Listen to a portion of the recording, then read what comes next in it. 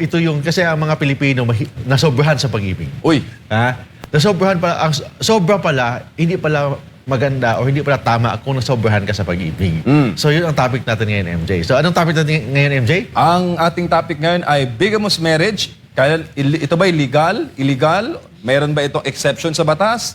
O kailan ito magiging illegal, Kuya Mark?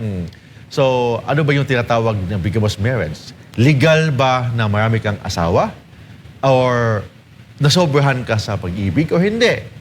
Oh, yun ang pag-usapan natin. Kasi may mga, of course, we have respect to the brothers and sisters natin na mga Muslims, mga Muslim brothers natin, they're entitled to 4 wives. But in Christianity or any other religion, isa lang.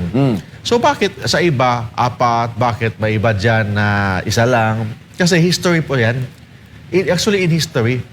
Kasi nung panahon ng Roman Empire or even nung dating-dati pa, ang lalaki, ang lifespan ng lalaki, 28 below. Wala ka na sa mundong ito. Oh, kasi nga may Kasi mga gera. Sa gera, doon nilagay ang mga gera. So, paano yung mga asawa nilang naiwan?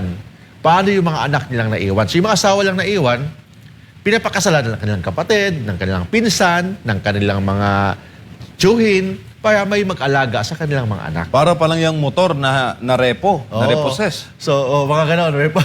I-assume mo yung motor. May nag-a-assume. So, that's why yung isang lalaki dati, may 4 na asawa kasi mas marami ang babae compared sa lalaki.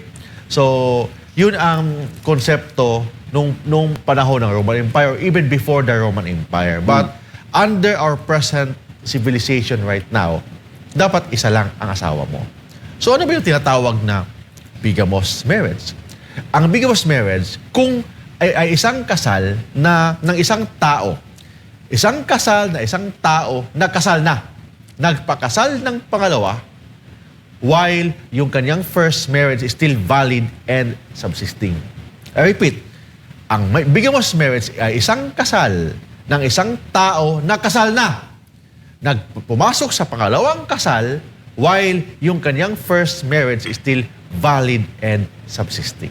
Yun ang tinatawag na bigamous marriage. Oh, so ang bigamous marriage, ang act na ginawa ng isang respondent sa kaso, halimbawa, bigamy. Bigamy. O kasi, for example, pwede ka naman magpakasal ng pangalawa. Walang limit. Pwede ka magpakasal nga na 10 beses walang limit. Basta isang asawa lang ang pakasalan mo.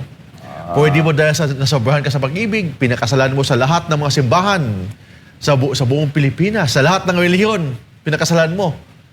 Walang problema, basta isa lang. But, ang sinasabi ng bigamous marriage, nagpakasal ka ng ibang tao while valid pa ang iyong kasal. Valid and subsisting pa ang iyong first marriage. So therefore, kung yung first marriage mo annulled na, hindi na bigamy yun. Yung first wife mo or first husband mo, namatay na, so byudo ka na, pwede ka na magpakasal ng pangalawa. Ang sabi ng bigamous marriage, nagpakasal ka ng pangalawa while yung first marriage mo valid and subsisting.